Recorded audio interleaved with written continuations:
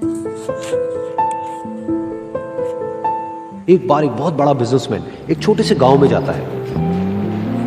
उसका प्लान होता है कि उस गांव में एक फैक्ट्री लगानी है। वो एक ऐसी जगह तक पहुंच जाता है जहां पर उसके सामने नदी होती है और उसके सामने गांव होता है।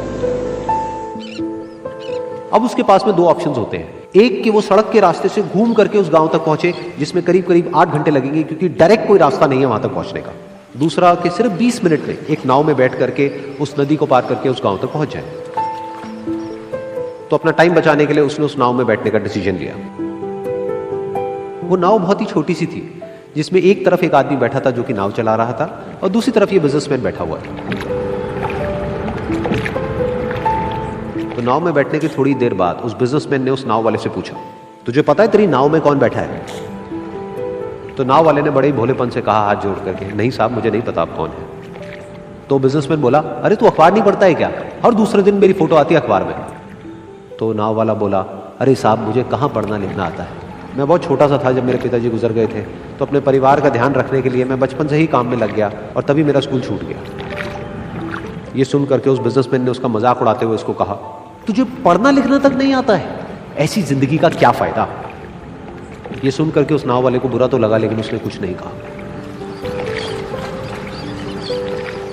थोड़ी देर बाद वो बिजनेसमैन उस नाव वाले से बोला, अभी कुछ ही दिन बाद ये जो सामने तू जमीन देख रहा है, यहां पर मेरी एक बहुत बड़ी फैक्ट्री होगी जहां पर हमारे ब्रांड की मिनरल वाटर की बॉटल्स बनेगी। उस नाव वाले को बात समझ नहीं आई। उसने कहा, क्या बनेगा साहब? तो बिजनेसमैन थोड़ा सा इरिटेट होकर के बोला कि हमारे यहाँ पर पानी की बोतलें बनेंगी जो तेरे गांव में नहीं बिकेगी लेकिन शहरों में बहुत बिकती है। अरे कभी तू शहर गया होगा तो तुमने देखी होगी पानी की बोतलें रखी होती है दुकानों पर। फिर वो नाव वाला बोला, अरे साहब मुझे कैसे पता होगा, मैं तो कभी इस गांव से बाहर गया ही नहीं।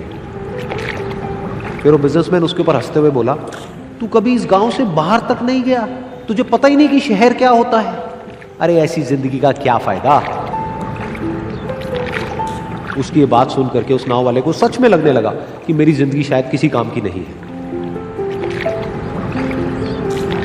अपनी सोच की वजह से उसका नाव से ध्यान हटा और तभी नाव की टक्कर हो गई एक बड़े से पत्थर से, जिसकी वजह से नाव में पानी भरने लगा और नाव डूबने लगी। उस जगह पर पानी बहुत ही गहरा था और किनारा दूर था। नाव वाले को समझ आ गया कि अब इस नाव को बचाने का कोई तरीका नहीं है और वो अपनी जान बचाने के लिए नदी में छलांग मारने ही वाला था। तभी उसने उस बिजनेसमैन से पूछा, साहब आपको तैरना तो आता है ना? तो बिजनेसमैन घबरा करके बोला, ऐसा क्यों पूछ रहे हो, मुझे तैरना नहीं आता है।